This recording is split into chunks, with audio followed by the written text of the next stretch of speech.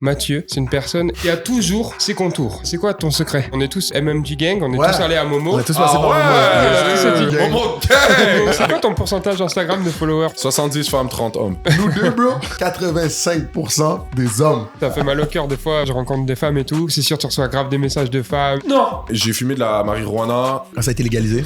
Non, même pas. Si. C'est au secondaire que moi, je me suis fait poser la première question. Tu te sens plus noir ou plus blanc? Dans ma tête, j'étais juste moi, là. Tous les métis, on a toute une crise d'identité à un certain point. Au début, je postais plus des trucs light skin shit, là, on va dire. C'est quoi des trucs light skin shit?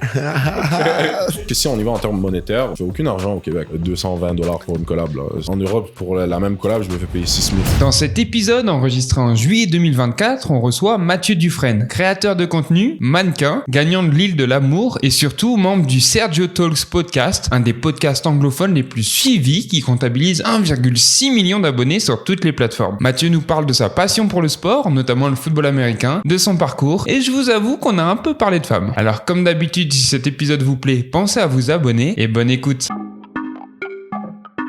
Bienvenue dans Sans Stress, votre podcast préféré présenté par vos deux animateurs préférés. À ma droite, monsieur Nicolas Pierre Mas, tout frais, tout beau, comme à son habitude. Et à sa gauche, ma propre personne, monsieur Léo Sartel. Et aujourd'hui, on reçoit un invité très très cool, monsieur Mathieu Dufresne. Bonjour. Mathieu, qui est créateur de contenu, podcasteur, il a fait de la télé-réalité, il est mannequin, il a joué au football, courtier immobilier, mais au-delà de tout ça, Mathieu, c'est une personne, et j'ai fait mes recherches, qui a toujours ses contours. Ça n'existe pas une photo de Mathieu sur Internet où il n'a pas ses contours. Il se réveille tous les jours comme ça. Okay. Je ne sais pas comment il fait. C'est quoi ton secret? Non, il faut toujours que les contours soient faits. Je peux pas sortir sans que les contours soient faits. Impossible. La chasse. La chasse. Ça doit être Non, mais toujours, genre. Carré, tout. Incroyable. Franchement, il y avait une photo où tu sais, t'as une chasse un peu. Non, c'est pas comme nous. Non. Des fois, il y a des potes sans En chasse. vrai, pour rajouter au résumé, je suis barber aussi, so je suis capable de barber? Ok. Mais je suis capable de faire ma chasse moi-même. So, je fais la chasse de mes gars et tout. Mais sinon, s'explique. quand moi j'ai une bonne chasse, j'allais voir mon barber aussi. Ok. Mais moi aussi, je sais comment faire. Tout s'explique. C'est donc pour ça. Voilà, parce que Pas rester nous, sans chasse, c'est impossible. je peux te dire, on a fait 2-3 épisodes à Paris sans chasse, bro. Sans chasse. Check les tapes, je suis là. C'est de fou. Moi, 30 minutes après que je sois sorti de chez le barbeur, ça a déjà repoussé. Je comprends. Mais moi aussi, c'est comme ça. C'est pour ça que j'ai appris. Ok, non, moi, j'ai pas ce problème. Non, faut que j'apprenne. Tu vas me donner des tutoriels là, je vais apprendre. Vas-y. Pour être- Mathieu, merci d'être là aujourd'hui. À la base, on aime bien parler de la connexion. Pourquoi les guests sont là. Dans ton cas, on a un ami en commun. T'as un de tes très bons amis, Michou. Son petit frère, c'est un de mes très bons amis, Chachou. Puis c'est Chachou qui, assez rapidement, quand le podcast a commencé à grow, qui m'a dit, yo, faut que t'ailles Mathieu Dufresne et tout. Puis je savais t'étais qui, de loin. Puis voilà, bro, la connexion s'est fait vite, t'as répondu vite. On apprécie vraiment ta présence aujourd'hui. J'apprécie. Thanks pour l'invite. Shout out Chachou. Shout out Chachou et Michou. Et je vais pas dire son vrai nom parce qu'ils vont snap, mais Bichon. Vous savez de qui je parle. Votre maman que j'aime beaucoup. Bon, Mathieu, on va commencer par le commencement, comme j'aime bien dire. Yeah. Comment est-ce que tu découvres à la base le foot américain qui est ce qui nous relie aujourd'hui, la passion commune qu'on a les trois là? Comment je trouve ça? Ouais, comment tu même t'en entends parler là? Pour moi, dans mon cœur, c'est séparé en deux. J'ai le football, puis j'ai le basket. Ouais. Quand ça cherche à jouer un sport, basket, je préfère. Mais le sport que j'étais vraiment meilleur, c'est football. C'est même pas proche. Jure. Ouais. Ok. Fait que, tu sais, exemple, j'ai joué jusqu'en division 1 au basket. Ouais. Au football, selon moi, si j'aurais jamais arrêté, je serais allé beaucoup plus loin. Tu seras en mais... NFL. Je sais pas si je serais allé dans la NFL, mais j'étais quand même top 2 au Québec pour 1 an au moins. Ok. Puis j'étais quand même QB, so j'étais vraiment, comme je jouais vraiment bien et tout. Ok. Mais j'ai eu des commotions cérébrales. Puis après ça, c'est juste comme j'étais en train de jouer au basket tout ça en même temps. Je me suis dit, pourquoi pas arrêter, comme, puis juste aller directement vers le basket. Donc, c'est pour ça. Mais au basket, l'affaire, c'est qu'à ma grandeur, t'es trop petit pour aller nulle part dans la vie, là, tu sais. Pourtant, t'es grand, mais c'est un sport de très, très grand. Ouais. Maintenant, les gars de basket dans la NBA, ils font la même chose que je fais, mais à 6 pieds 9. Exact. Pour référence, je suis 6 pieds. Dans la NBA, t'es petit, là. Malgré que je regardais une vidéo de toi dernièrement, il y a une fille qui a dit que t'étais pas si grand que ça. C'est n'importe quoi, ce truc-là. C'est n'importe quoi. Qui a dit ça? Ok, c'est 20 versus 1. Ouais. Le concept qu'on connaît tous, mais ils l'ont fait avec tes podcasts. J'ai vu le début. Exact. Et c'est à Toronto, ça se peut dire? Ouais, exact. Ok, exact. Ok. Et puis, à date, ils ont release la partie de Mathieu. Tu comprends? C'est son 20 versus 1. Puis, un clip que j'ai vu vite fait, c'est une femme qui dit première chose, elle dit, c'est « Ah, t'es pas si grand en personne. Ouais. » Et il a dit « Yo, Je sais, bouge, n'importe quoi. C'est Là, quand elle même est 5 pieds 9 avec des grands talons et tout. Au pire, elle est 5 pieds 5, là, comme, elle voulait juste essayer de dire un truc pour faire du bas. J'ai dit, va attends, là, c'est bon, là. Je traduis pour mes Français de France. Vas-y. 6 pieds, c'est 1m85, donc c'est quand même pas mal grand. Et 5'5", je sais pas, ça fait quoi? Ça fait 1m60, un truc comme ça. Ouais. Donc vraiment pas si grande. Et du coup, t'as commencé où à jouer au football? Chambre des Blues. OK. Ouais. On a du monde qui ont commencé Ouais, là. de Ben fou. Saint-Just. Toi, tu connais? Ouais, tu connais. Je suis Maintenant, il est capitaine. dans hein. l'écosphère montréalaise, tu vois. Donc, Hier, il a dit Moon. Une moule. Les gars ont fait oh, qu'est-ce qui se passe? C'est où les moves? Ah, d'accord. Ouais, Il je a dit montre. You. Bon, bien ça, sûr. t'inquiète, il est capitaine. Ok. Ah, s'il a oublié de préciser, mais un autre truc qui nous relie tous, c'est qu'on est tous MMG Gang, on est Ouais. tous allés à Momo. On est tous passés par ouais. Momo. On a tous étudié à Momo. Momo Gang. Momo Momo Gang! Gang, c'est ça. Donc, Ouais. C'est comme ça qu'on s'est rencontrés, m'appelé au cégep à Montrancy. Ok. Exactement. On dirait que vous étiez pas là en même temps. Vous avez quel âge? Non, on est plus jeunes que toi. Ok, Moi, j'ai 25, l'autre a 24. 24. C'est ça. Ok, mais c'est pas assez loin. Moi, j'ai 26. Je sais pas. Ah, ok, c'est ouais. loin, Ok, c'est pas si loin. Ouais, je sais on a pas pourquoi 2 ans. dans ma tête. Mais tu viens d'avoir 25? Exact. Ok, c'est ça. Moi, Ouais. je vais avoir 27. So, Et c'est pour le aussi, 2 ans. faut préciser que nous, on est allés à Montmorency, notre dernière année d'éligibilité. Ouais. Ça veut Ah. dire que t'avais gradué. Tu comprends ce que Ouais, je veux ouais, dire? je En pense gros, que- l'année que nous, on était à Momo, la seule année que les deux, on était à Momo, parce que moi, Ouais. je suis un transfer de Vanny, et Léo est en France, c'est l'année où toi, t'étais plus là. Ok, je comprends. Non. C'est ça. Voilà, Donc, c'est pour ça qu'on s'est pas croisés. Ouais, Ah, voilà. ok. Mais Mais Parce que regarde, sinon- la vie est bien faite. Ouais, voilà. Ah, On ouais. se retrouve là. Donc, c'est ça, ouais. Tu commences au Chambly Blues. C'est Ben Saint-Just qui commence au Chambly Blues ou Ouais. c'est Samuel Emilus? Ben Saint-Just, je crois. Je crois aussi Brian Arenimana, mais je suis pas sûr. Ouais, il y en a beaucoup. Anyway, Ben Saint-Just est en NFL en ce moment. Brian est en CFL. Ça veut dire que t'étais en bonne main, là. Ah, ben moi, ça. J'ai joué Chambre des Blues Ouais. pendant un piece. J'ai jamais joué pour une autre équipe. Je sais, il y avait les Dragons dans un... Les Dragons de Laval. Ouais, Dragons. Moi, j'ai joué là. Ok, c'est ça. Mais moi, selon mon truc, j'étais supposé jouer pour Dragons à la place de jouer pour Chambre des, mais Dragons, c'était nouveau. Ok. Fait que, genre, quand ils sont arrivés nouveaux, moi, ça faisait déjà des années que j'étais à Donc, ils Chambre t'ont des laissé Blues. au Chambly Blues. Ils t'ont pas forcé à switch. Après, j'ai joué pour une autre équipe. J'ai oublié son mauve, là. C'était comme... Les Bulldogs de Laval. Ouais, there you go. Après Ok. ça, j'ai joué Bulldog. Puis c'est ça. Fait que j'ai fait toutes mes années là-dedans, là, 7 ans, Bulldog, whatever. OK. Puis Puis tu j'ai- l'as QB dès le début? Non, j'ai commencé running back pour 1 ou 2 ans. Puis après ça, QB pour le reste de carrière. Fait que c'est ça. Puis j'ai pas fait Team Québec. J'ai fait comme peut-être Team Québec U15, je sais pas si c'est ça. Non, c'est Coupe Spalding, ça se peut-tu? Ouais, Mais à l'époque, ça s'appelait peut-être. Challenge Wilson. Ah, ça se peut, ouais. Ouais. Quelque chose comme ça. Là, je me rappelle même plus c'est quoi, mais je sais que c'était comme les meilleurs Ouais. d'un certain era, puis on était tous là. Exact. Fait que ça, c'est la seule truc que j'ai fait qu'un style All-Star vibe. OK, là. sick. Puis c'est ça. Fait que ça ressemble un peu à ça, mon parcours de foot, man. Cool. Donc, t'as jamais joué scolaire. Non. C'est-à-dire, toi, tu jouais civil. On a déjà expliqué plusieurs fois sur ce Ouais, pod. mais rappel du télé, civil, c'est les clubs. Ouais, vas-y, C'est toi. moins développé maintenant au Canada, mais il y a quelques années, c'était C'était vraiment meilleur que way to scolaire, go. ouais. Et maintenant, c'est le football scolaire qui pump. Et ça ressemble, le football civil, on peut le comparer à des clubs en France. Exactement. Donc, c'est pas relié à l'école, c'est relié à la ville. Mais en ce moment, ça en arrache un peu, on va pas se mentir. Mm. Avant. Enfin, pour l'instant, Non, mais c'est en ce moment. ouais. Voilà. Bientôt, on va faire une équipe sans stress de Laval OK? et on va rendre le football civil You heard it here first. à sa grandeur passée. C'est n'importe quoi. OK, et c'est ça, et comment t'arrêtes le foot? Comment tu... Ben c'est ça. Moi, dans le fond, j'étais rendu à ma 2e commotion cérébrale. Oui. Puis j'étais parti en ambulance cette fois-là, c'était vraiment Oh, wow. off. Puis le médecin m'avait dit, écoute, comme il dit, selon comment t'as réagi, tes tests, the whole thing, il a dit, je peux pas te garantir, mais la 3e risque d'être comme trop grave si t'en as une autre. God damn. Fait que moi, je suis là, je suis tout jeune, je me dis, je veux pas affecter ma santé et tout. Donc à ce moment-là, je jouais au basket en même temps. Ouais. Donc là, je dis, regarde, bon, je vais aller jouer au basket, pourquoi pas, je vais juste lâcher, le basket c'est un peu moins rough et tout. Mais tu vois, mon père, comme il serait assis dans la pièce ici, à chaque fois qu'on parle de foot, lui, il est comme, t'es 1000 fois meilleur au foot. Puis je me suis quand même rendu division 1 au basket. Ouais, donc imagine. Fait lui, il dit ça, il dit c'est blanc et noir. Fait que des fois, oui, je suis là, je pense le soir, puis là, je repense, puis je suis comme, ok, mais si j'aurais continué, comme. Mais la santé avant tout, bien sûr. Donc là, j'ai juste décidé d'arrêter, puis j'ai continué le basket. Puis là, je jouais pour les Nobel de Laval, qui est l'équivalent de Chambly Blues au pire. Exact, ouais. Ouais. J'ai joué pour, pas les Nobel, mais Élite de Laval. Ok. Qui était comme, l'année où je suis allé, les Nobel avaient changé de nom, mais ça a duré Ouais, 2 ans, c'est puis ça. j'ai joué pendant ces 2 ans-là. Ah ben bon, voilà. Fait que là, j'ai joué pour les Nobel. Puis après ça, j'ai joué Nobel, je suis allé à Momo. Ouais. J'avais commencé en Division 1. Finalement, j'ai descendu en Division 2 parce que Division 1, c'était du 7 jours sur 7. C'était pas mon vibe et tout. Division 2. Fait que je suis allé en Division 2. Et par la suite, c'est bizarre un peu mon parcours, mais j'ai eu un gros problème avec le coach OK. dans ma 2e année à Momo. Donc à ce moment-là, j'ai gagné MVP de la ligue dans ma 2e année de basket. Puis dans cette même année-là, quand l'année était finie, il m'a foutu dehors de l'équipe. Ouais, ok. Malgré que je viens de gagner MVP de la ligue, C'était pas pour tes performances, c'était pour d'autres raisons. Ouais, tout, mais j'avais trop un gros caractère, j'étais trop immature dans ce temps-là et tout, whatever. Puis il y avait tous les droits, puis c'est drôle parce que moi et lui, on se détestait avant, mais comme maintenant, c'est mon gars. Genre, je vais à sa fête, je vais à son mariage, whatever et tout. Puis même, pour donner un peu de contexte, je suis parti recoacher à Momo. J'ai coaché Momo l'année passée. Oui. Fait que je suis allé coacher avec lui. Malgré toutes nos différences qu'on avait avant, là, maintenant, on est gars, là, tu sais. Fait que, parcours, c'est ça. Il m'a foutu dehors. Et là, moi, je me dis, mais moi, ma carrière de basket, elle peut pas finir là. Je viens d'avoir MVP, je veux continuer, blablabla. Fait que j'ai été recruté au Saguenay-Lac-Saint-Jean. Waouh! Ok. Ouais. Au cégep de Chicoutimi?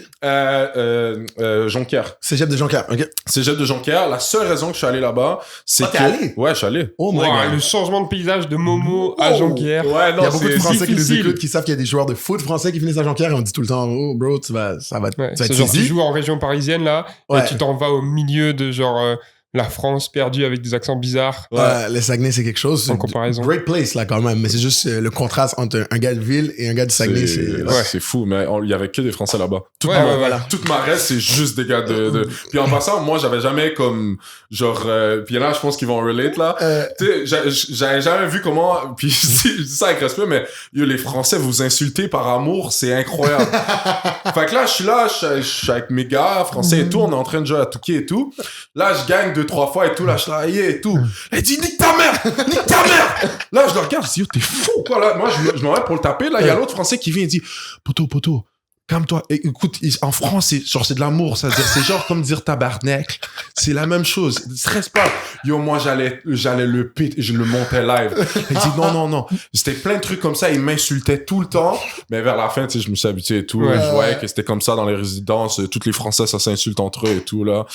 En tout cas, je suis dead. C'est drôle, on a un truc similaire chez la Bishop, qui est pas comme en Saguenay, mais tu sais, c'est à 2 heures de Montréal. Puis c'est là que je rencontre paquet de Français, on commence à chill ensemble et tout. Puis ouais, j'ai eu comme j'étais au Québec, dans une petite ville, les gens vont dire que c'est une grosse ville, Sherbrooke, mais bon, Lennoxville. Mais je suis entouré de Français, puis mes meilleurs boys, pendant ces 2 ans-là de ma vie, c'est que des Français. Mais je suis au Québec. Anyway, c'est quelque chose. Je suis dead. C'était pas trop dur la transition Grave, honnêtement, c'est juste parce que je pensais juste au basket. La raison pourquoi je suis allé là-bas, c'est que il m'a foutu dehors, il a fait exprès, il m'a foutu dehors, genre quasiment une semaine avant qu'on recommence l'école. Oh wow. Fait que le transfert, d'habitude, il se fait pas pour aucune école. Mais au Saguenay, c'était comme la seule chose que, écoute, contact, on te rend dernière minute. Ah, ils ont besoin de monde, on va se mentir. Après m'avoir foutu dehors, 4 jours après, j'étais au Saguenay. T'imagines à quel point c'était rapide? Shit. Fait que je suis allé là-bas, et le coach qui était là-bas, c'est un coach qui a tous les contacts pour aller jouer Division 1 après. OK. Fait que en là, NCA, j'ai fait, tu sais quoi? Hein? Pour aller jouer à NCA? Ouais, ben NCA, lui c'était NCA, mais j'ai joué Division 1 ici. J'ai pas joué Division 1 là-bas, mais lui, oui, il a joué NCA au States. Got it. Fait que, bref, il s'appelle Ben Milo, c'est un ancien joueur de basket au States et tout. Fait que je suis allé, lui m'a coaché, puis c'est ça, j'ai joué 6 mois là-bas. Et puis après ça, j'ai été recruté à Concordia. Ok. T'es-tu allé jouer à Concordia? J'ai joué à Concordia, j'ai joué tout l'été, tout le pre-season.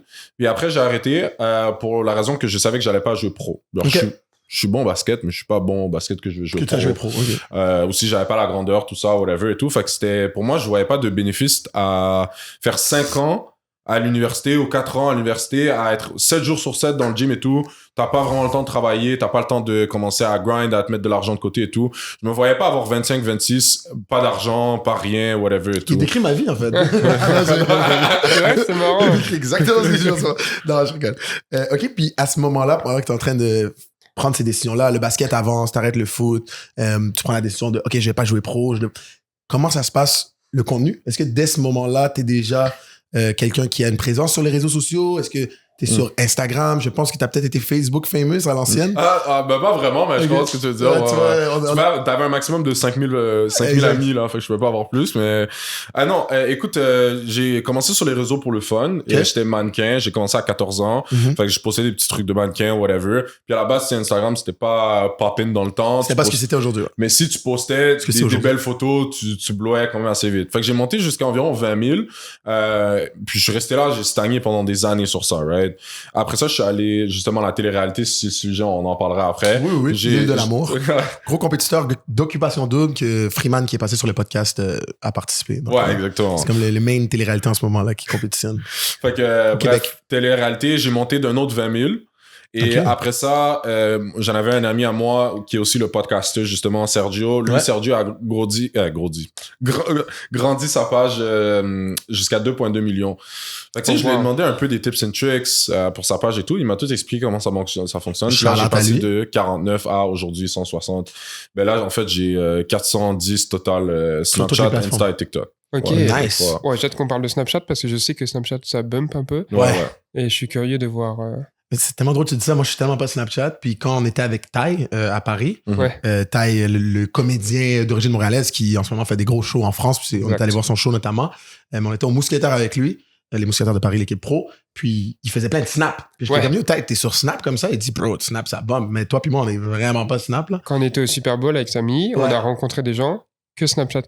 Et ils disaient, genre, vous vous rendez pas compte, genre 30K par mois juste de Snapchat. Et c'est genre 110 snaps par jour. C'est bon, je joue Snapchat là. T'as dit 30K? Ouais, gros, des dingueries. Il montrait sur son... Il y a aussi le concept de diamant ou des trucs comme ça. Non, plein de trucs. Il y a 20, 30, 40K par mois comme ça sur Snap. C'est quoi ta plateforme préférée? Rejoignez sans stress sur Snapchat. C'est quoi? On part une page. C'est quoi ta plateforme préférée aujourd'hui? Celle qui te fait le plus plaisir là, à produire du contenu? À faire du contenu, c'est définitivement mon truc de podcast. Là, clairement, j'aime ça parler et tout. Tu sais. Tu veux donner le nom du pod pour ça? Sergio Talks Podcast, which is essentially... c'est notre merch? Ouais, on a notre merch aussi, of course. Mais ouais, fait que c'est ça. Pour entertain les gens, faire des vidéos, podcasts. Ça aussi, même pour ça ici, j'adore faire podcast. Je trouve que c'est la meilleure chose. Tu montes ta personnalité, c'est super naturel et tout. Bien sûr. Mais sinon, entre TikTok, Insta, pour toutes des raisons différentes. Je dirais TikTok pour scroll. Je vais passer ma soirée dessus. Mais pour post, Instagram, parce que t'as un plus grand revenu si tu vis de ton Instagram. Tu peux plus charger beaucoup plus cher sur Instagram que charger sur TikTok. Bien sûr. Donc, tu vois, j'ai plus sur TikTok, mais je charge beaucoup plus cher sur Instagram parce que c'est beaucoup plus dur de faire grandir ton Instagram. Fait essentially, pour post, je dirais IG, mais pour scroll, avoir du fun, genre entertain, c'est TikTok, genre. Est-ce que tu te souviens de la première fois quand tes contenus est devenu viral? Ou a fait genre... Non, je sais exactement lequel. Ok, je veux savoir. C'était genre un post que je suis dans l'auto et tout, j'ai mis une quote, puis elle a explosé. Ça t'en parle. Sur Insta? Sur Insta? Ouais. 2,6 millions, je pense. Oh, wow. Mais c'était 2,6, mais après comme 4 mois. Genre, je l'ai posté, elle a monté à peut-être 100K. Puis après 2-3 mois, je commence mes stats, ils augmentent de fou. Là, je regarde et tout. Puis ça. Fait que ça, c'était ma première virale. Wow. Ma plus virale... les deux sont à 18 millions. J'en ai une sur TikTok à 18 puis une sur IG à 18 aussi. Et c'est quoi? Moi, je veux savoir. Les deux, c'est des quotes. Ah non, il y en a un qui c'est un trend. Yo, Mathieu, c'est des thirst traps, là, tu peux le dire. Non, même pas du tout. Tu sais, il y en a C'est de quoi, t'as dit? Des thirst traps. Il y en a un, c'était... c'est genre, ça fait comme ça, là. Au pire, ok, t'as pas de wifi ici. Moi, je vais le dire, parce que là, il y a du monde à la maison, ils savent pas. S'ils sont pas encore Insta search, c'est ton nom sur Insta, c'est... Mathieu Dufresne. Mathieu Dufresne. Mathieu, c'est un peu les boys sur les réseaux sociaux. Comme son audience, c'est des femmes. Qui le trouvent beau? Et puis, je te limite pas à ça. Tu genre, t'as une personnalité, tu sais, mais ouais. Voilà. Ah, mais c'est juste, il y en a un qui c'est une quote, puis l'autre, c'était genre un petit trend que je disais, je date pas pour 6 mois, je date pour marier. Genre, c'était un truc comme ça et tout. Voilà mon point. C'est quoi ton pourcentage Instagram de followers femmes, on fait ça. C'est 70-30. Okay. Oh, ok. Oh, 70 femmes, 30 hommes. Ouais, nous, ça, je l'avais. Nous deux, bro. Ouais. 85% des hommes. Non, moi, c'est bro. le pire. Moi, c'est vraiment le pire. Moi, c'est 96% des hommes. Ouais. Ah ouais? Ouais, bro. Après, quand on parle à des brands, c'est très niche, ils aiment bien. Ouais, c'est très bien. Ouais, mais pour deux jeunes garçons hétérosexuels... Je comprends. Mais moi, je me suis fait refuser une collab genre hier à cause de ça. Elle m'a dit d'envoyer les stats. Elle a dit t'as que des femmes puis on vend des produits d'hommes. Tu vois, nous, on nous contacte pour les produits d'hommes, mais oublie ça de nous contacter pour les produits de femmes. Ouais, non, c'est ça. Mais moi, c'est des produits d'hommes. Je suis un homme, je vais vendre des produits. Je vais pas vendre du maquillage. Ouais, c'est sûr. On est où là ici là? Les gars, venez follow Mathieu. Les femmes qui écoutent ce podcast, c'est Mathieu. Venez nous follow nous. En plus, ça fait mal au cœur. Des fois, moi, de mon côté, je rencontre des femmes et tout. Puis elles voient, j'ai 22 000 sur Insta, mais tu vois, ça fait... c'est quand même un petit nombre. Et elles sont là en mode 22 000 et tout, c'est sûr, tu reçois grave des messages de femmes et tout. Non, aucun. Ok, j'ai des enfants de 14 ans qui me demandent quelle position ils peuvent jouer au football américain. Moi, mes DM, c'est s'il te plaît, Nick, comment je peux être mon meilleur receveur, bro? C'est juste ça, mes DM. C'est juste ça, mes DM. Les femmes, écrivez-moi. C'est bon? Un appel à l'aide. Très, très bien. Après ça, du coup, à Concordia, est-ce que tu as fini ton diplôme ou t'es parti directement Non, dans le fond, j'ai arrêté. Il me reste 1 an à l'université. Ok. Et j'ai arrêté pour aller justement comme courtier immobilier Ok. à la place. Et je voyais juste pas de... Le bac que j'étais en train de faire, c'était pour que j'aille travailler à la banque avec une job normale. Un bac en finance? Ouais, genre, soit j'étais à GMSB, 60, 70 000, ça va, blabla. Puis, oui, je peux faire ça. Genre, j'ai une sûreté monétaire, on va dire.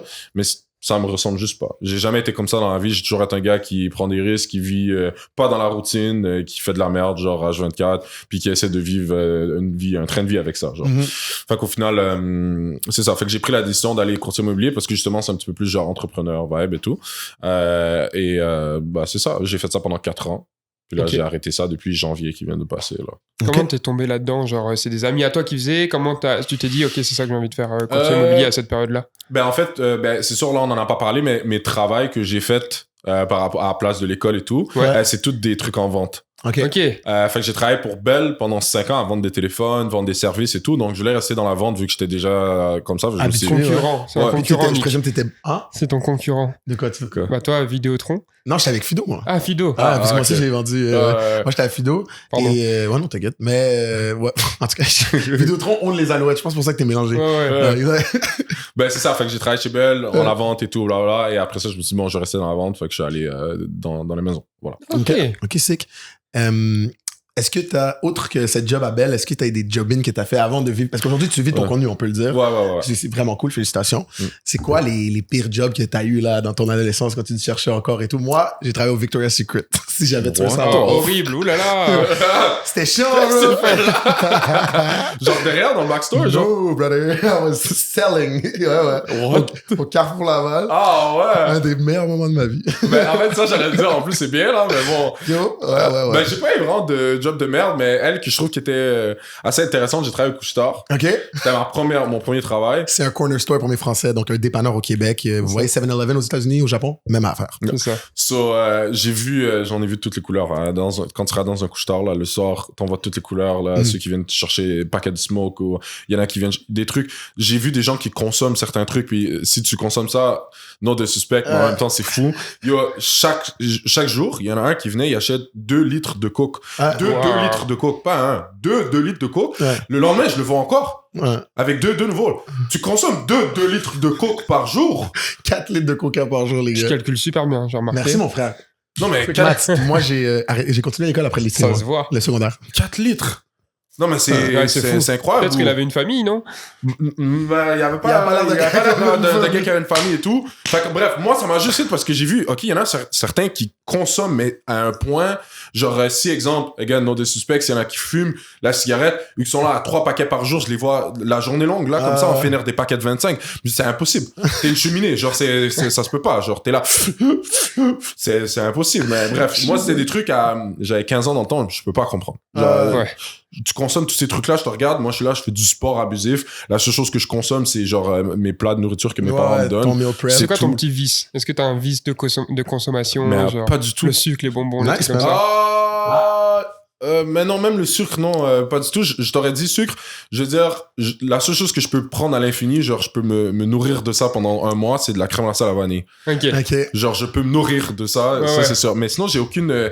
je bois pas d'alcool, j'avais arrêté pendant 3 mois, là, j'y vais de façon sociale. Ok. Nice. J'ai fumé de la marijuana quand ça a été légalisé. non, même pas. Si. Oui, Mathieu. Oui. Non, mais ça, j'allais dire. Non. Il voulait dire oui. Quand j'ai arrêté le basket, vu que j'ai arrêté le sport, j'ai dit bon, je vais essayer. J'ai fait pendant 2... Et à ce moment-là, c'était légal. Ouais, c'est ça. Ouais, voilà, très important. J'ai fait pendant 2 ans, mais quand je dis 2 ans, je l'ai fait juste socialement. Je l'ai fait peut-être 6-7 fois max. Okay. Et ça m'a jamais intéressé comme ça. Donc, j'ai rien, pas du tout. Je suis un gars qui faste aussi, donc nice. je fais 1 meal a day. Jeûner. beaucoup. Donc, je jeûne. Donc, il y a rien que je consomme qui est vraiment intense. Je trouve que moi, Je dirais mon problème, c'est que, c'est pas un problème, je dirais. Peut-être que vous connaissez ça, quand tu travailles, t'es comme dans l'entrepreneuriat, tu sais jamais c'est quand ton prochain paycheck d'une façon. Fait que là, t'es tout le temps en train de jamais arrêter de travailler et tout. T'as surtout pas de...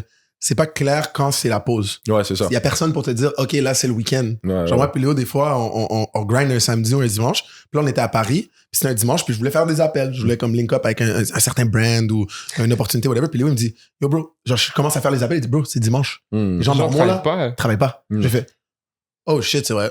Mais l'inverse. On est un mardi entre les deux pods d'aujourd'hui. Ah oui, j'ai le droit de dire qu'on fait des pods d'aujourd'hui. Oui, on s'échange, OK? On sait pas la même journée.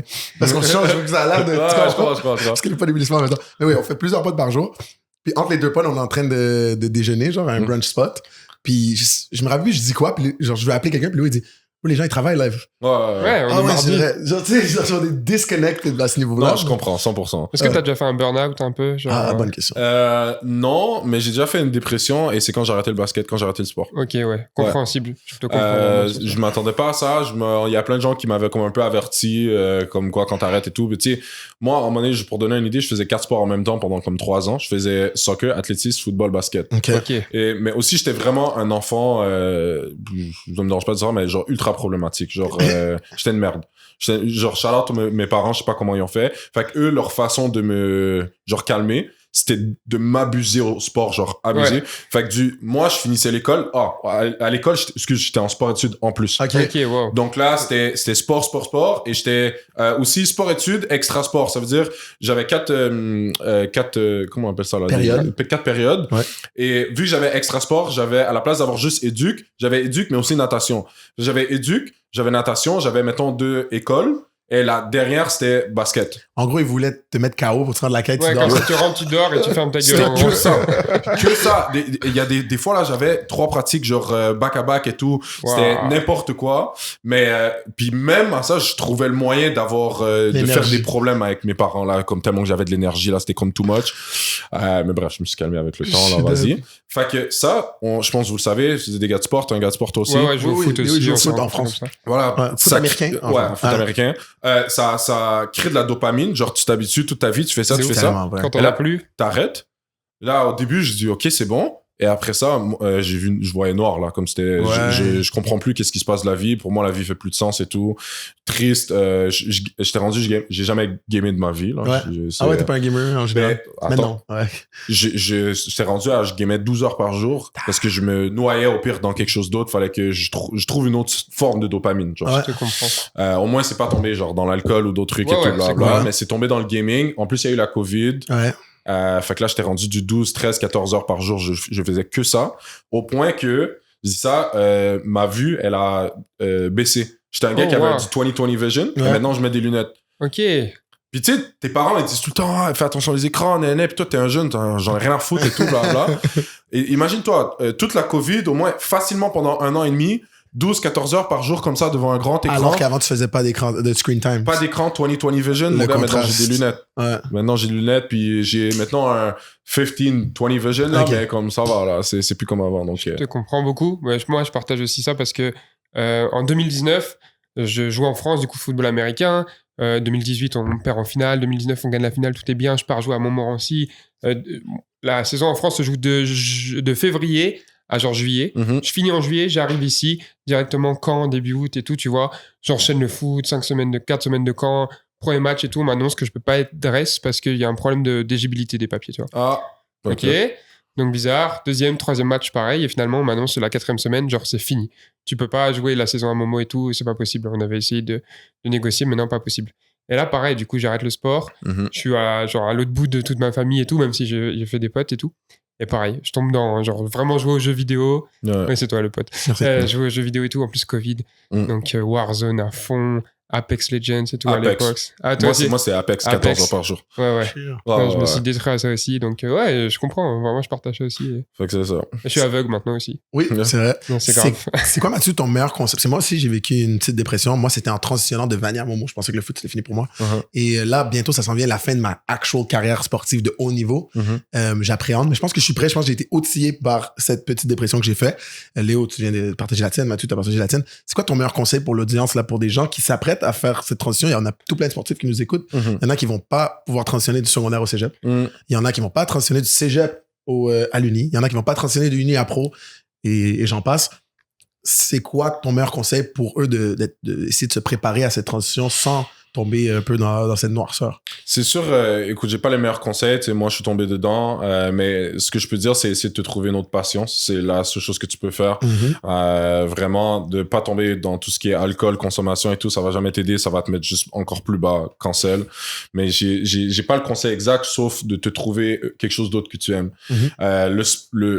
L'affaire, c'est que on met toute notre vie autour du sport. Le sport, c'est la seule chose qui existe pour nous et tout. Mais en vrai, quand tu vieillis, tu réalises qu'il y a beaucoup d'autres choses. C'est juste que voilà, je l'ai. N'aie pas peur de sortir de ta zone de confort. Ouais. Voilà. Pour moi, ça je pense que c'est la meilleure chose à dire. Tu sors de ta zone de confort, tu essaies des nouveaux trucs, tu parles avec des nouvelles personnes, et pas peur du rejet. Rien à foutre. Tu parles avec des gens, il y en a qui vont dire je m'en fous de toi, il y a d'autres qui vont dire ouais et tout, tu vas faire de nouvelles connexions. Et moi, ce qui m'a le plus aidé, j'ai voyagé énormément. Voyager. Donc, là, après ça, je voyage, je pense à autre chose, je vis d'autres expériences et tout, blablabla. Mon mind, il a juste commencé à changer. Donc, ça va. C'est quoi ta top destination? La meilleure destination que t'aies fait? Beauté ou... Ok, j'ai beaucoup de réponses. J'ai fait beaucoup, là. On va faire deux sections.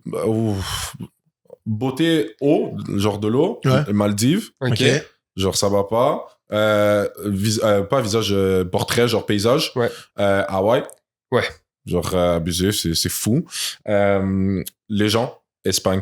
Ok. Genre, t'es à Barcelone, tu sors en boîte à Barcelone, toi t'aimes pas? Je suppose que t'es allé plusieurs fois. Moi, ça va. Nick aime moins Ouais, je déteste Barcelone. Nick, il a un hic. Je sais pas pourquoi, bro. J'ai fait un voyage sud de la France, la moitié du voyage, puis nord de l'Espagne, Barcelone, l'autre moitié du voyage. Puis le contraste, genre entre les Français du Sud qui, les Français sont pas réputés pour leur accueil. Pourtant, ils étaient hyper accueillants. Puis les Catalans, les gens ils étaient fous, genre. Les gens de Barcelone n'étaient pas down qu'on soit là. Après, contexte, c'était le référendum catalan à l'époque. On était comme à une semaine du vote. Puis t'avais un grand sentiment qu'on peut relate au Québec.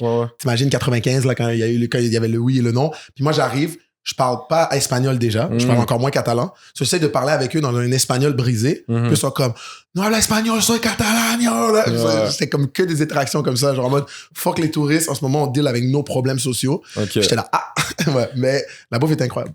Je peux comprendre. Mais moi, je suis allé, je pense, dans un bon moment et il y avait pas de problème, whatsoever, j'ai adoré. Mais tu dis ça, puis je pense à ça parce que je suis rentré en monnaie dans un taxi, puis je lui ai dit que je parlais pas espagnol et tout. Il a commencé à m'insulter et tout. C'est juste que moi, je fuck pas around, là. Genre, je lui ai littéralement dit à qui tu parles. Genre, réveille-toi, c'est pas parce que t'as un taxi que tu penses qu'on me parler comme ça ou je sais pas quoi. Pour tous les Français qui disent les Québécois sont gentils, vous voyez, moi j'ai grandi dans ce Montréal-là. On n'est pas si gentils que ça. Mais t'es fou à qui tu parles, bro. Parle bien, là, comme. C'est fou, en tout cas. Normal, j'aurais fait la même chose. À Blas Bueno. Sinon, voyage esthétique, genre esthétique, c'est esthétique, en tout cas, esthétique, peut-être que c'est c'est ça. Carrément. Tulum.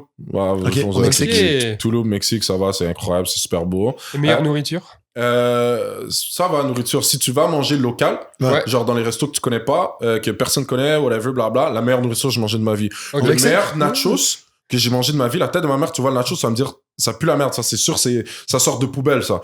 C'est le meilleur. Comme tu vois, le fromage, il dégouline de partout, mais tu sais, c'est un peu comme il y a une couleur bizarre. Les nachos, ça a l'air comme, on dirait c'est fatigué, mais c'était le meilleur goût. Tu vois, je veux pas mettre dis pas le nom, mais une chaîne. 3 amis. Tu vas là-bas, tu regardes, ça a l'air super beau avec tous les trucs. Fait qu'au final, c'est ça, là. C'est une chaîne de bouffe mexicaine au Canada, mais c'est très fast-food un peu. Ouais, c'est une chaîne, quoi. Ouais, c'est ça. Il dit que esthétiquement, c'est plus beau, mais en termes de goût, c'est moins bon. Mais c'est sûr, je m'étonne pas que les meilleurs tacos que t'as mangé, ça soit au Mexique. Moi, ça me choque pas. Toi, ton meilleure destination de nourriture, Léo? Ta meilleure destination de nourriture? Aubervilliers, France. Non, c'est bon, je rigole. Spécifique, je sais même pas c'est quoi. Aubervilliers, c'est quoi? C'est un peu France. C'est comme si live, il vient de dire Montréal-Nord. Je comprends. Mais pas meilleure destination nourriture, c'est une bonne question. Italie, c'était vraiment pas mal. Italie, c'était vraiment cool.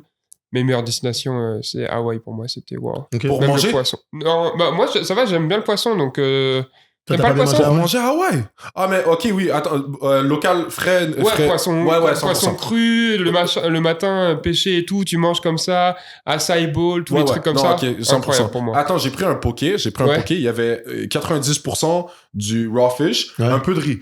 Moi, quand j'ai vu ça, je me disais, mais c'est trop, c'est dégueulasse, parce que ici, si je mange un poké avec juste ça, c'est dégueu. Ça serait pas frais. Ah, mais non, c'était incroyable. Ouais, le poisson, ça se mangeait comme naturellement, j'ai fait, waouh, ok. Je peux pas croire. Non, ouais, poisson pas mal. Toi, c'est quoi?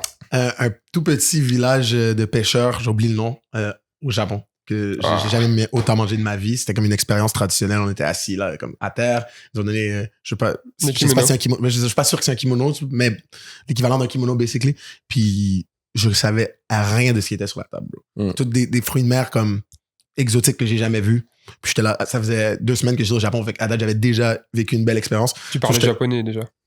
Arigato gozaimasu. À part ça, sumimasen. Mais à part ça, non. Puis, bro, chopsticks, puis tout ce que ma bouche touchait, c'est un nouveau goût. Ouais. C'était frais, c'était bon. Comme une des meilleures expériences de toute ma vie. J'ai hâte d'y retourner. Là, je sais qu'en ce moment, le yen est en chute. Donc, il y a beaucoup de monde qui n'ont jamais pu se permettre d'y aller ou qui pensaient pas y aller, qui sont allés en ce moment. Donc, beaucoup de monde découvre ce pays incroyable. Je sais qu'ils sont pas trop chauds. Et les Japonais, il y a comme un peu trop de touristes. Mais bon, quand je suis allé, c'était encore un peu niche, surtout où est-ce que j'étais allé. Ils avaient pas beaucoup de touristes. Puis j'ai une expérience incroyable de A à Z. C'est encore ma destination préférée de visiter, le Japon. T'as déjà fait le Japon ou pas encore? Non. C'est un truc qui t'intéresserait? T'es un gars d'anime? Absolument. Je suis pas animé, mais je connais. Mais à cause de Michou, là, respect. Ouais, moi aussi, je suis pas animé, mais à cause de Léo. Tu sais, quand t'as un ami qui connaît tout, t'as pas le choix. Même si tu dis, je veux rien savoir, il dit, ta gueule, tu vas écouter. Exactement. Non, mais tu comprends pas, en fait, Nick. C'est parce que... Non, mais écoute, ça fait 13 ans que je suis ami avec Michou. Encore aujourd'hui, il va m'en parler. Il me dit, je comprends pas comment t'écoutes pas les animés, blablabla. Léo. Tout le temps, là, et tout. J'ai écouté, c'est des mainstream, Naruto, Dragon Ball, mais bon. J'ai Death Note aussi, j'ai écouté. Ok, bien. Mais ça t'a pas hit comme ça les hit eux, clairement. Ça me hit pas au point que je vais écouter 600 000 épisodes de l'autre truc, là. Moi, je suis tellement content, bro. One Piece, là, c'est bon, là. Enfin, quelqu'un de logique. C'est pareil comme toi. C'est pas mauvais, mais je comprends pas leur addiction pour eux. Non, impossible. Non, j'ai écouté juste la première saison, Attack of Titans. C'est incroyable. C'est bon, c'est vraiment bon. Faudrait que je le commence. Oui, c'est sûr que t'aimerais en plus. Mais je sais que c'est bon. Genre, c'est juste que je me tape pas 600 épisodes. Genre, c'est impossible. On dirait, pour moi, assez d'épisodes, c'était Naruto. Après, c'est fini. Le reste, c'est beaucoup pour ton Naruto. Il y a 500 mais c'est ça, mais vu que j'ai commencé since day one, j'ai monté avec c'est ça aussi. Moi, j'avais même pas découvert quand j'étais jeune. Fait que moi, Naruto, j'ai fait les 30 premiers épisodes. Pour toi, hein. Mon but, c'était de pas te le dire, sortir dans un podcast puis commencer à drop des c'est vrai que Rock Lee, mais bro, non, j'ai trop la difficulté. Non, je peux pas. C'est dur, je comprends, mais bon. Mais Japon, t'aimerais vraiment ça. Je pense spécifiquement avec les gars du pod, là, vous pouvez faire quelque chose. Puis ça m'amène à ma question. Tu commences à faire récemment le gros truc, je pense qui marche vraiment, correct me if I'm wrong, c'est le podcast avec Sergio, Carl et Michou récemment qui s'est ajouté, Sergio Talk Podcast. Et c'est un podcast en anglais. Qu'est-ce qui t'a fait, toi qui es francophone, malgré que t'es parfaitement bilingue, j'ai écouté le pod, qu'est-ce qui t'a fait vouloir faire du contenu en anglais? En fait, c'est juste, si tu veux, je sais pas comment dire ça. Vous, au moins, vous avez une audience française, c'est vraiment bien. Ouais, québécoise aussi, mais un peu plus française. Mais comme tu vois, nous aussi, c'est 70-30. Un peu québécois, mais si tu voulais grandir, puis sortir, puis grossir quand même assez rapidement, il fallait que ce soit en anglais. La triste vérité avec le Québec, et non des suspects, whatever, mais je m'en fous, je l'ai déjà dit sur mes réseaux sociaux, c'est quand tu restes juste québécois, les Québécois, ils t'aident pas vraiment à grandir. Il y a une certaine partie qui vont t'aider. Et l'autre partie, ils font juste regarder, mais ils calculent pas plus que ça. Et puis tu peux me voir des fois sur les réseaux sociaux, je vois d'autres créateurs de contenu québécois qu'ils font tellement du bon contenu, ils font de la bonne chose et tout, et je regarde les commentaires, c'est que du hate, c'est que de la merde, c'est genre je sais pas, toi tu penses que t'es un créateur de contenu, tu fais plus d'argent que moi, alors tu devrais payer tes taxes plus, blablabla. Ou genre exemple, Olivier Primo, c'est un bon exemple. Olivier Primo, à chaque fois ses commentaires, c'est il l'insulte, blablabla, tout ça, tandis que lui il dit moi je paye mes impôts à chaque fois, puis je paye sûrement. Cette année, la dernière fois, il a dit j'ai payé plus d'impôts cette année que toi tu vas payer dans toute ta vie et que ton père a payé aussi. Olivier Primo, je vais juste mettre du contexte vite fait. C'est le owner, là, je pense qu'il vient de le vendre, mais pendant longtemps, c'était le owner du Beach Club, un gros club, format piscine, un peu beach ambiance à Montréal, à quelques heures de Montréal, à Pointe-Calumet. Quelques heures. 45 minutes de Montréal. C'est aussi, c'est un multimillionnaire. Il y a plusieurs business. Beach Day Everyday, qui est une grosse compagnie de boissons alcoolisées au Québec. Les festivals. Ouais, récemment, il vient de le vendre ça aussi, mais il avait le festival Métro Métro, qui est un gros festival de rap au Québec. Donc, c'est un entrepreneur québécois qui fait polémique des fois, mais moi, que je respecte beaucoup, j'aime ce qu'il fait. Puis, il est en création de contenu dernièrement. Ouais, et il fait de la création de contenu. Il est rendu aux States aussi, sa boisson BJD est rendue aux States. Non, il fait bouger les choses comme nous tous, on essaie de faire bouger les choses. Moi, je respecte, mais tu connais le Québec. Des fois, on n'est pas comme les Français, dans le sens qu'on peut un peu plus parler d'argent que les Français. En Europe, c'est comme parle pas d'argent, mais on n'est pas comme les Américains encore. On est entre les deux. Et quand parler d'argent, ça va, mais si quelqu'un est riche et il est fier d'être riche et vraiment riche, là, on est un peu mal à l'aise. Alors que les Américains, t'es multimillionnaire et t'es self-made, c'est respecté à fond. Ouais. Ici, même s'il est self-made, Olivier, il y a des gens qui vont dire « Ouais, mais ton père, il était pas riche. » Alors que son père était bien, mais si moi j'ai bien compris, son père était genre fruitier. Ils ont 5 métros. C'est ça, il y en a des IGA, mais là, lui, il a explosé l'affaire. Sur respect, bro, parce que toi, t'aurais pu prendre le business, pas toi, mais toi à la maison ou moi, on aurait pu prendre le business puis le faire crash, là. Non, c'est ça.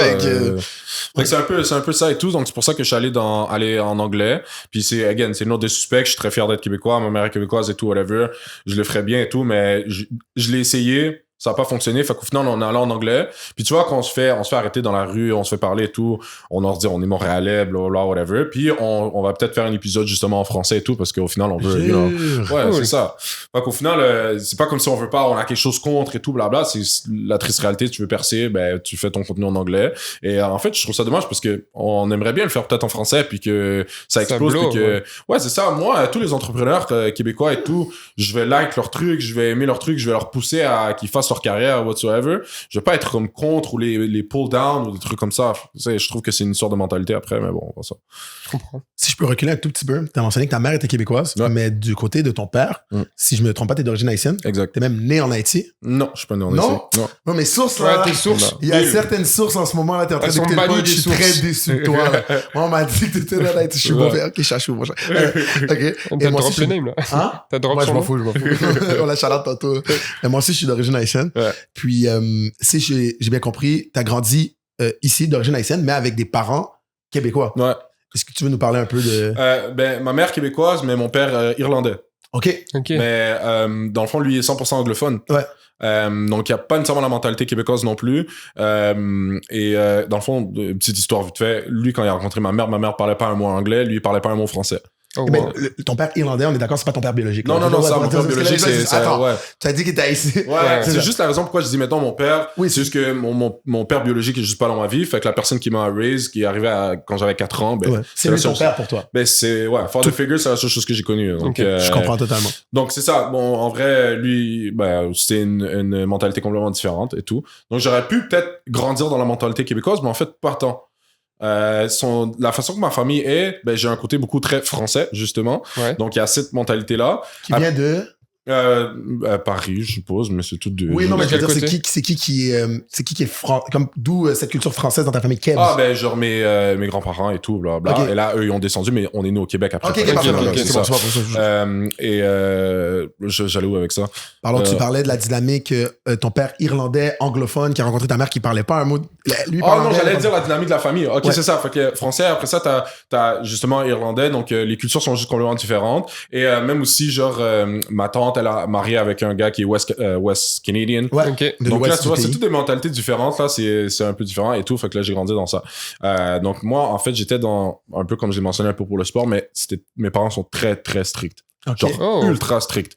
Qui était la meilleure chose que j'aurais pu avoir parce que malgré ça, j'étais un enfant de merde. Ouais. Donc malgré le sport, malgré que mes parents étaient stricts, j'étais quand même un problématique. Et t'imagines s'il y avait rien de tout ça, je serais une merde, là, genre, cancelle-moi ça. Genre, en prison.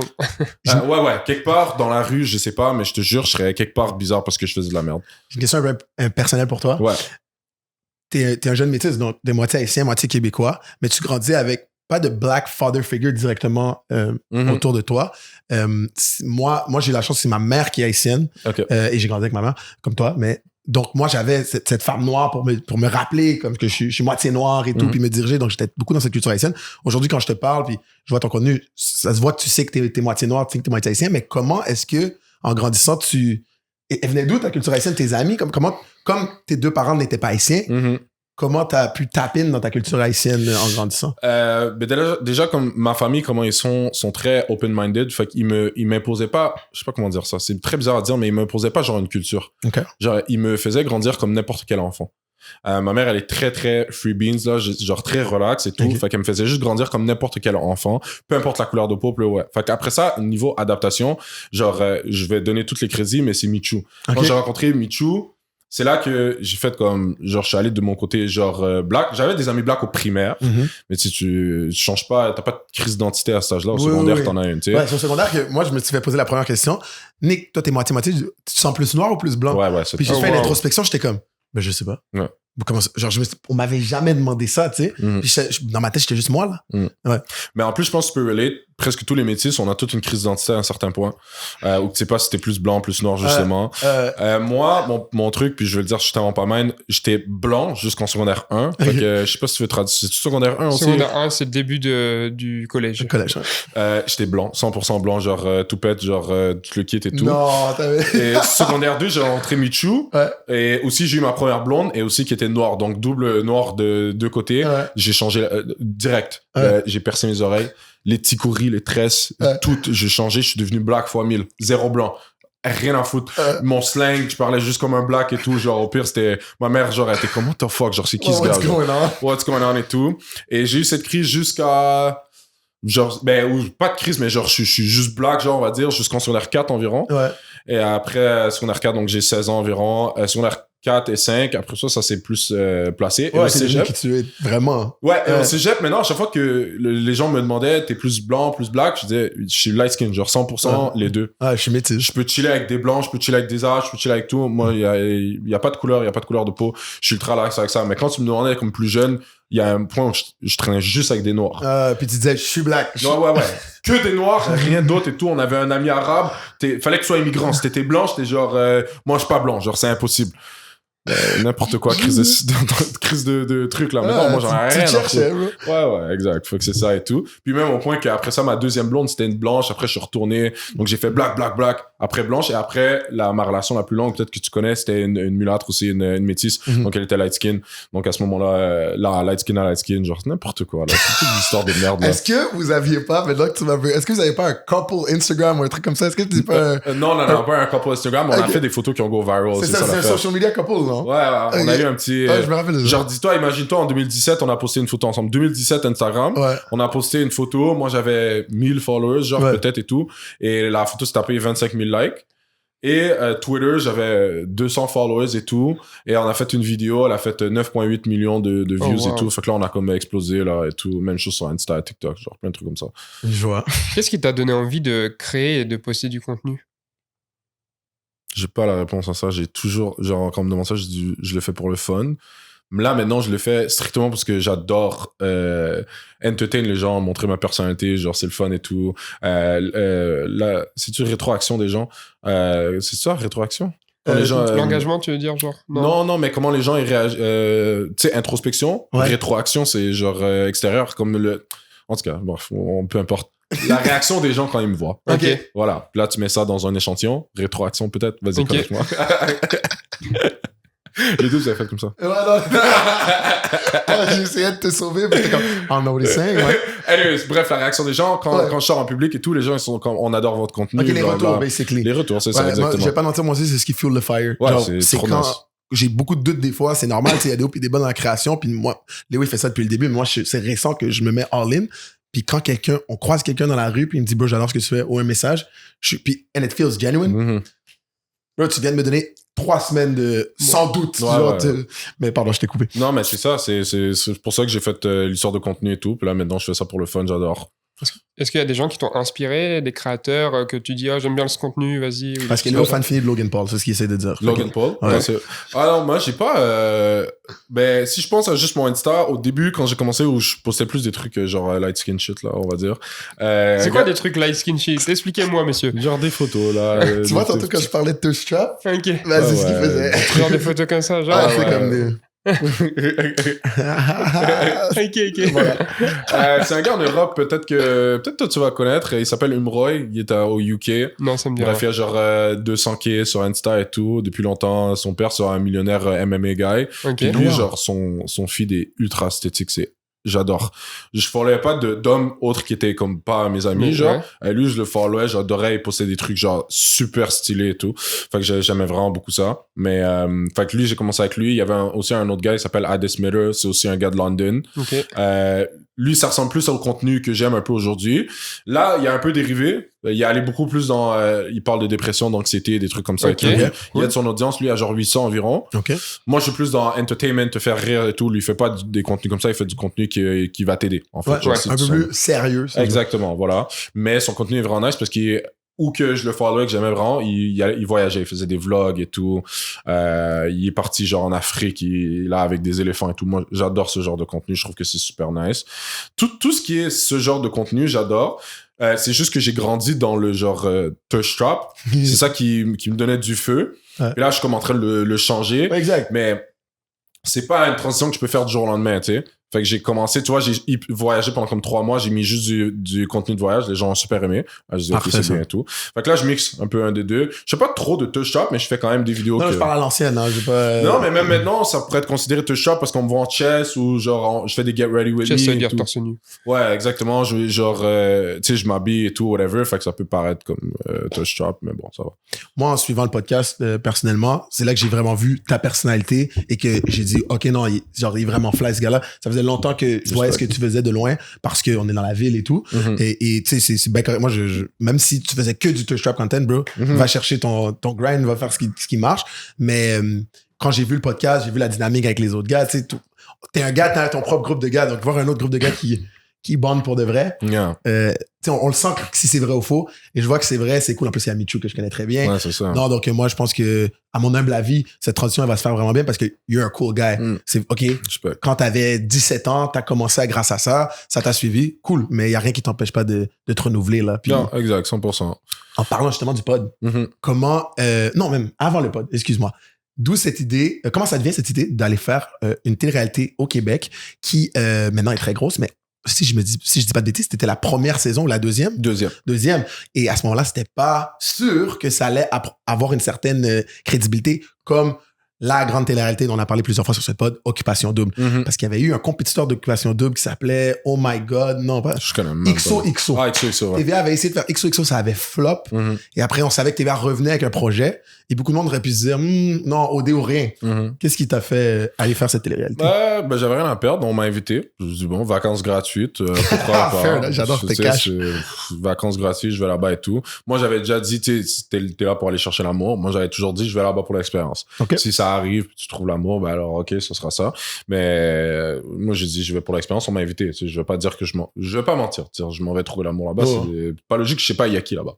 C'est eux qui t'ont contacté comme Ouais. la recherchiste, genre? Recherchiste m'envoie un message, je me dis, hey, écoute, est-ce que c'est quelque chose qui t'intéresserait, blablabla. Bon, pourquoi pas. Mhm. Fait que j'ai pas de raison, j'ai juste fait, ok. Genre, c'est un coup de tête.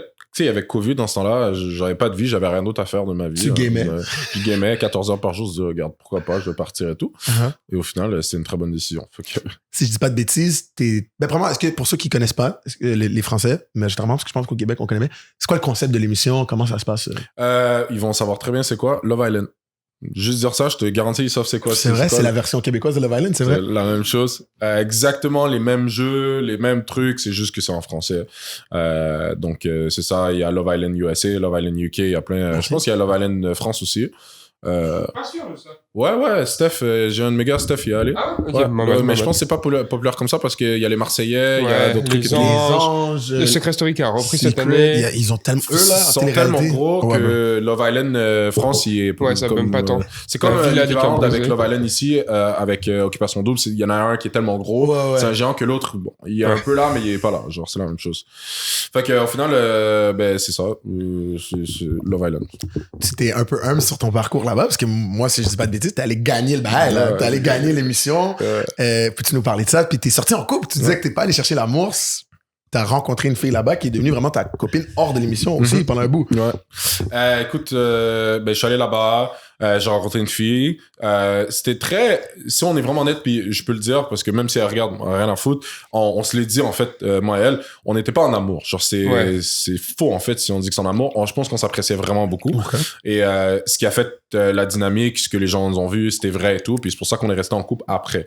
Je vais pas mentir, c'est sûr qu'on a des petites difficultés dès qu'on est sorti. Dès qu'on est sorti, on a des petites difficultés. C'est normal, on revient à la réalité. C'est pas la même chose ouais, c'est sûr. Exactement. T'es enfermé avec quelqu'un, là, entre guillemets. Et là, t'es dans le monde réel, tu retrouves tes amis, tu retrouves ta famille. C'est exactement ça. Fait qu'on on a fini par régler ça. C'était bien, okay. Whatever et tout. Puis on a passé environ, genre, je dirais 8 mois ensemble. Quand même. Quelque chose comme ça. Fait que ça ressemble un peu à ça. Ouais. T'as dit avant, plutôt dans l'émission, que t'avais à peu près 20 000 followers. T'es allé à l'émission, puis là, t'en as pris 20 000 de plus. Ouais. C'est ça? Ouais. Quand tu reviens au Québec avec ce 20 000 followers de plus, et surtout... des gens qui peut-être sont pas très réseaux sociaux, mais qui sont très télé. Au Québec, believe it or not, il y en a beaucoup, surtout dans la population un peu plus vieille. En France, peut-être moins. C'est comment ce retour au Québec d'aller à la pharmacie, d'aller chez le docteur, d'aller faire l'épicerie puis se faire arrêter par des matantes?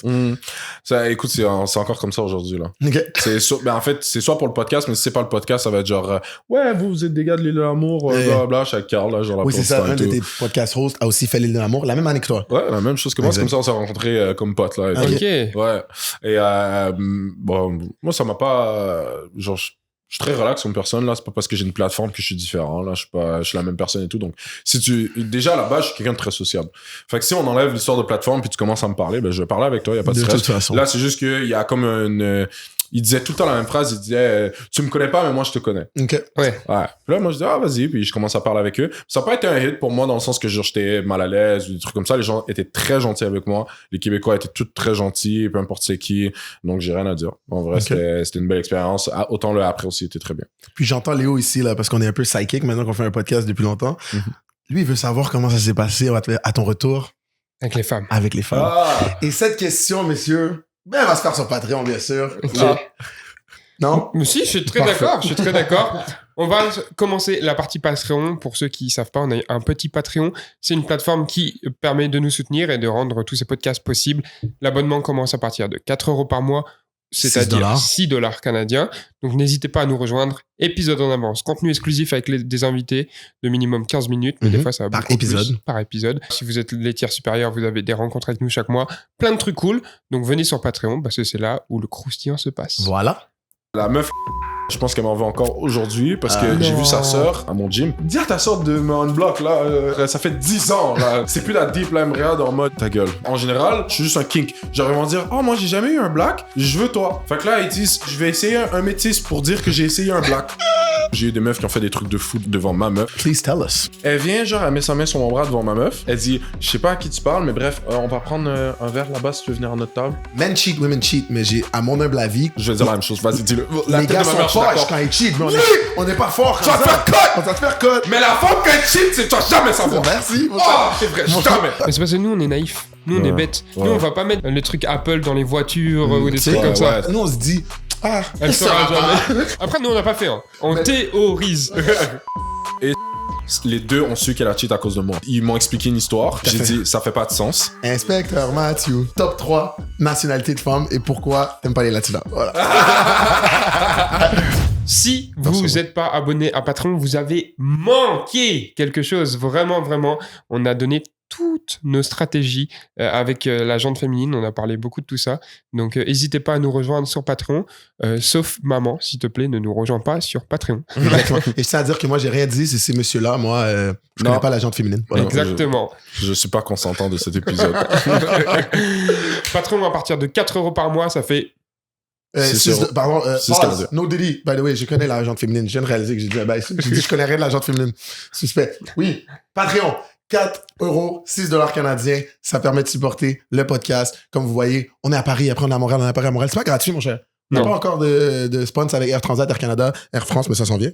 Et promis, on clique toujours quand on prend des billets d'avion pour l'empreinte carbone. Ben oui, bien sûr. Ouais.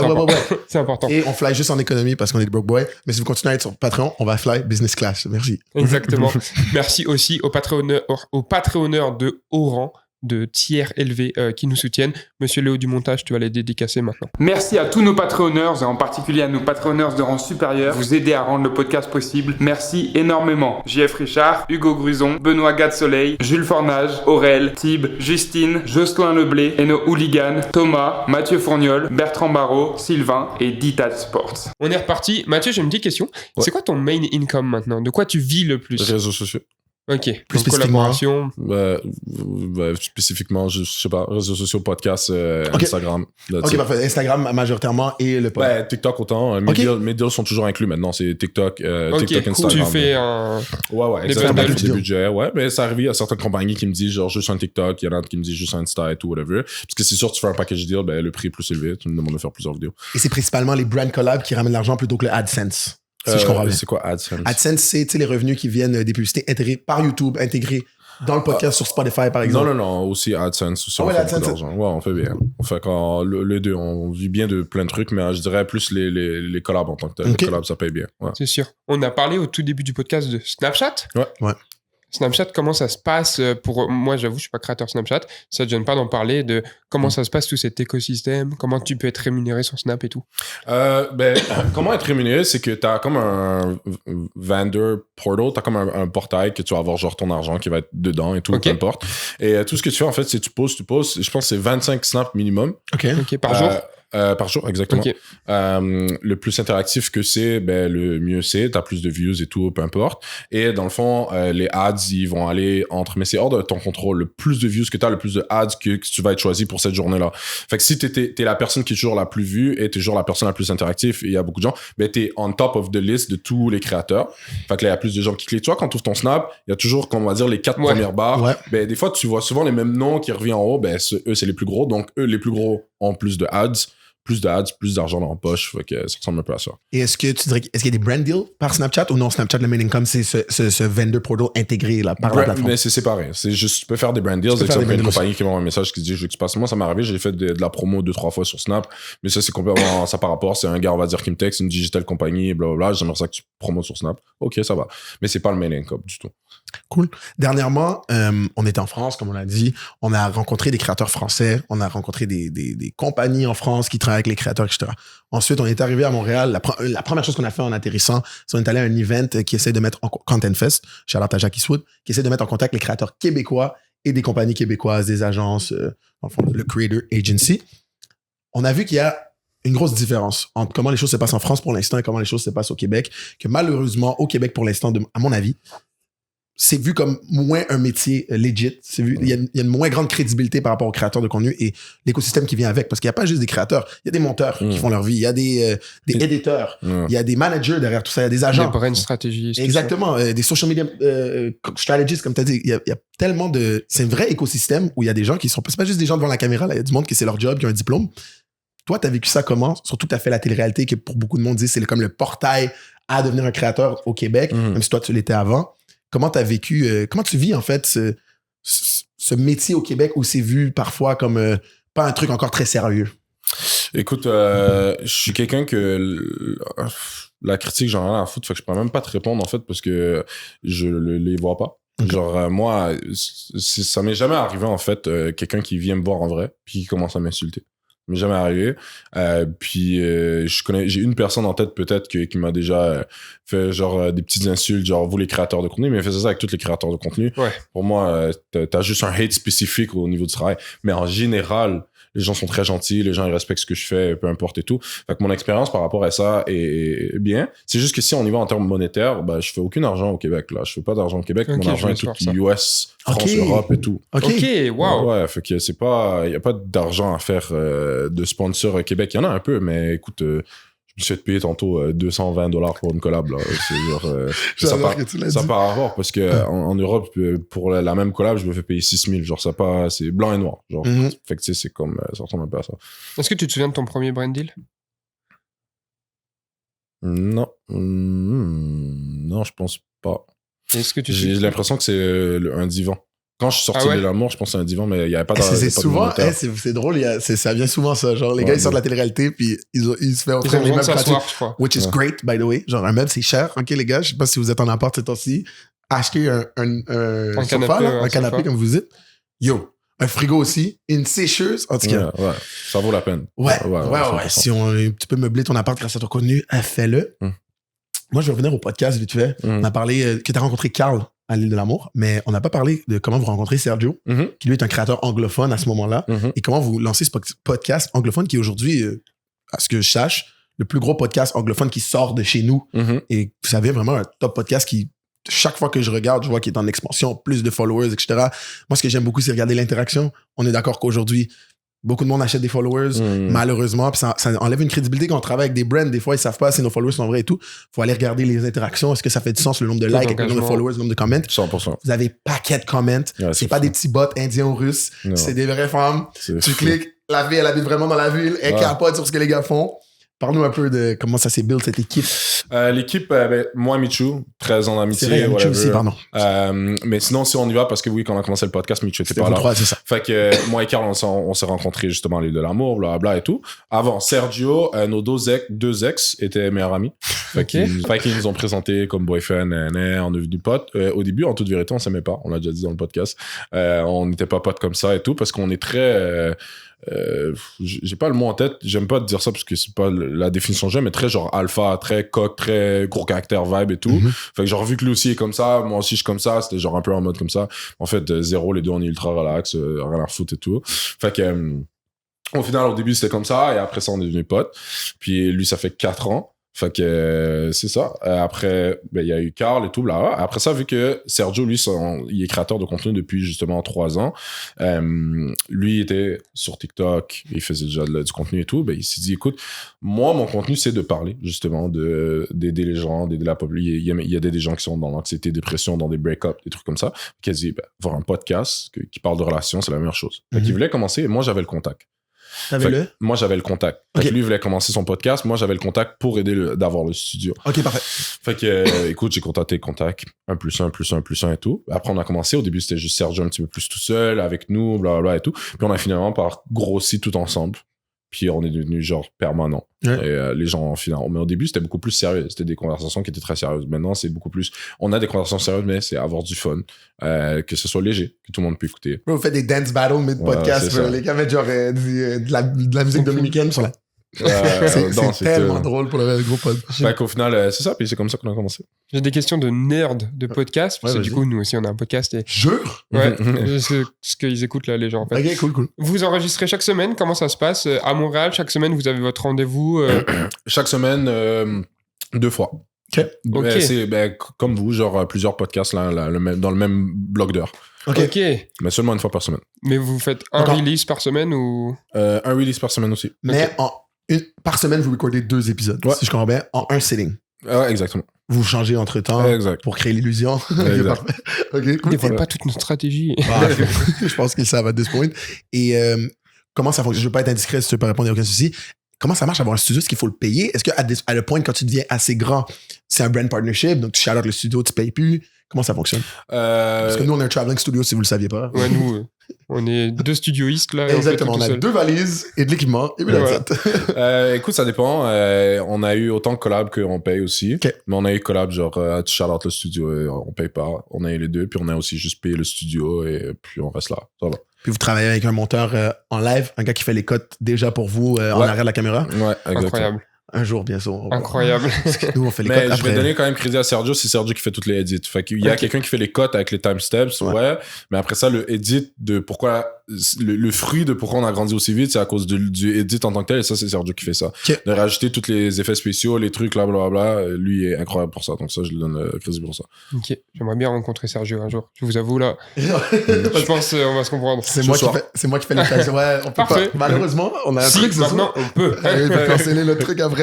On va au resto avec des amis, mais c'est moi qui fais les timestamps. Ouais. Léo fait le montage. On a un algorithme qui aide, un AI qui aide avec d'autres choses, avec les camera cuts. C'est beaucoup de travail, man. Là, l'autre jour, on était à un autre podcast qu'on était invité, les Chroniques des alcooliques, et on voit le producer en arrière, on était comme, OK.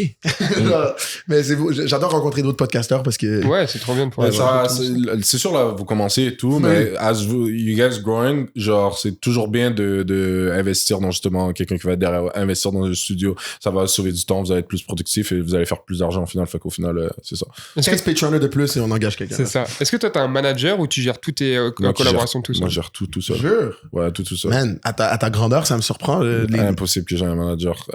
T'es pas un délégueur, toi. Non, mais je regrette tout le temps à chaque fois.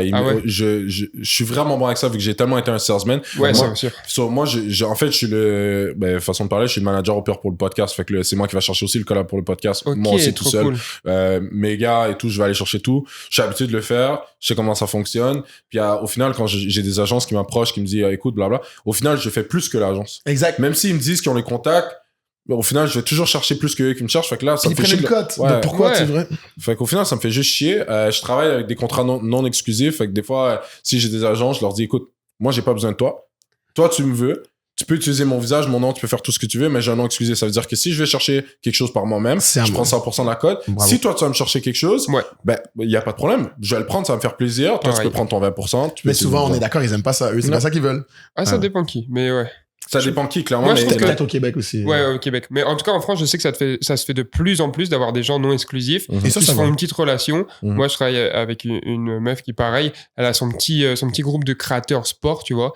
Et elle sait que quand il y a une marque qui l'approche, elle envoie, allez, ces 5 gars, dont je fais partie, elle prend son cut et voilà, tu vois. Voilà, mais elle me dit pas, c'est que avec moi et tout, et je trouve c'est cool cette relation. Ouais, c'est quoi, du coup, après avoir été mannequin, podcasteur, créateur de contenu, etc. C'est encore du mannequinat? Encore aujourd'hui? Pour le fun, là, j'ai un shoot ce matin, exemple. Ah ouais? Ok. Ouais, je le fais pour le fun. Okay. C'est quoi la suite? Est-ce qu'il y a un truc que t'as pas encore coché, que t'as envie de cocher? La suite, c'est des projets que je ne dirais pas aux caméras, mais ouais, j'ai des projets qui s'en viennent tous. Je veux pas être créateur de contenu toute ma vie, mais j'ai d'autres projets que j'aimerais bien faire. Je peux prendre un wild guess? De la business, je sais que je peux dire. Ok. Ben, la wild guess, vas-y, oui, je pensais que... Acteur, ça dit pas que non, pas du tout, mais j'ai déjà fait, par exemple. Pilote de Formule 1. Ouais, ça, c'est vrai. Mais acteur, j'ai déjà fait. J'ai fait de l'acting, j'ai joué dans... ça s'appelle Flark Ski. J'ai fait aussi District 31, si tu connais. Ben oui, je vois c'est quoi District 31. J'ai fait du acting aussi. Puis est-ce que ça t'a parlé, l'acting? Non, c'est pas mon vibe de rester 12 heures à la... On-set. On-set. Tu parles pas la moitié du temps. Là, tu dis 3 lines. Puis tu fais ça pendant 9 mois. C'est pas mon vibe. On m'a dit que c'est beaucoup... excusez-moi du terme. C'est beaucoup une industrie, malheureusement, de lèche-cul. Dans le sens que c'est faut absolument...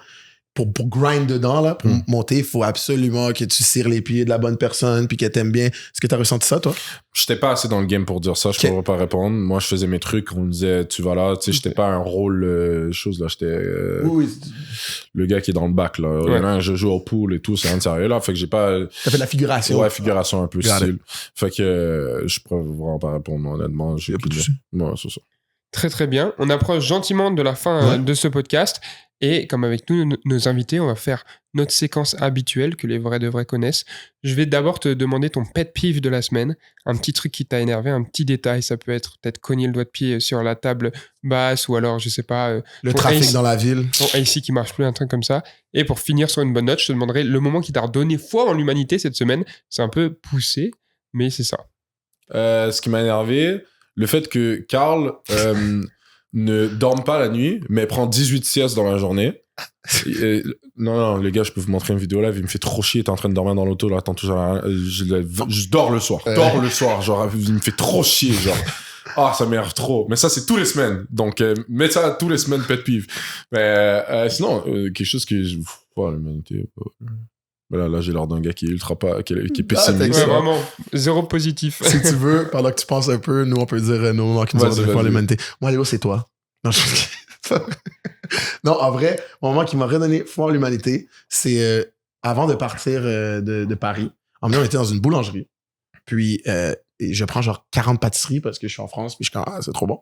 Et le gars, il me charge genre 4 €. Je suis comme, Et trop canadien comme je suis, j'ai dit au gars, excuse-moi, frérot, je pense que ça fait une erreur, je veux pas que tu perdes ta job, c'est impossible, ça coûte ça. Et il répond, non, vous êtes les gars du foot américain, non? Je reconnais pas nos noms, là. Il dit, vous êtes les gars du foot américain? Je dis, oui. Ben, je vous ai reconnu, j'aime bien le foot, c'est cool ce que vous faites, je vous donne un rabais.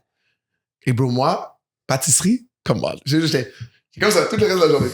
J'ai mangé toutes mes pâtisseries comme un petit gros, donc ça, c'est mon petit moment. Toi? compliqué. Qu'est-ce Quatre, qui m'a les gars, vous ordonné êtes foi aigris.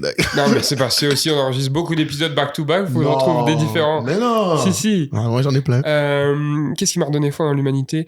Les petits bonbons au caramel que la maman de Nick, elle achète. Voilà. C'est bon? Ben, moi, je pense que c'est la même chose que toi, en fait. Je suis allé au AW hier. OK. Puis, j'ai pris un gros burger, tout le truc, blablabla. C'est supposé me coûter genre 25 balles. Là, je reçois. Elle dit, 12,85. Là, je la regarde. Je dis, mais je pense que ça fait une erreur, là. Je dis, 12. Elle me dit, I know you guys. I just give you a discount. Là, j'ai fait, bon, merci, c'est gentil. Beauty privilege. C'est content privilege. Ouais, voilà. Non, c'est des petits trucs qui font plaisir. Puis, tu sais, vous n'êtes pas obligé, là, mais je peux comprendre. Toi, c'est juste que personne ne te l'a fait encore, mon cher. Qu'est-ce que je te dis? C'est vrai que ça m'est jamais arrivé de rien payer. Mais bon. En tout cas, merci beaucoup, Mathieu, d'avoir accepté cette invitation au podcast. Ça nous a fait extrêmement plaisir. On a hâte de voir la suite, hâte de voir YouTube, tout ça. Moi aussi, ça m'intéresse beaucoup. On n'a pas vraiment parlé sur l'épisode, mais moi, je suis youtubeur avant tout. Genre, c'est vraiment, cool. C'est vraiment mon truc principal. Donc, j'aime YouTube, j'aime réfléchir au concept et tout. Donc, voilà, hâte de voir la suite pour ça. Puis on te souhaite le meilleur. Merci encore d'avoir accepté l'invitation. Mathieu, une dernière fois avant de partir, est-ce que tu peux nous shout-out tous tes réseaux, donc Instagram, TikTok, YouTube, pour les gens qui veulent te suivre à la maison, qui t'ont découvert là de France? On le mettre ici, là. Mathieu Dufresne, sur toutes les plateformes. Parfait. Puis récemment, Sergio Talks Podcast pour le podcast. Ouais. Et récemment, la chaîne YouTube, là, vous avez fait le B3 Official. B3 Official. Donc, c'est les 3 gars plus Michou, si je dis pas de bêtises, qui font maintenant une chaîne YouTube. C'est des concepts vraiment, vraiment cool.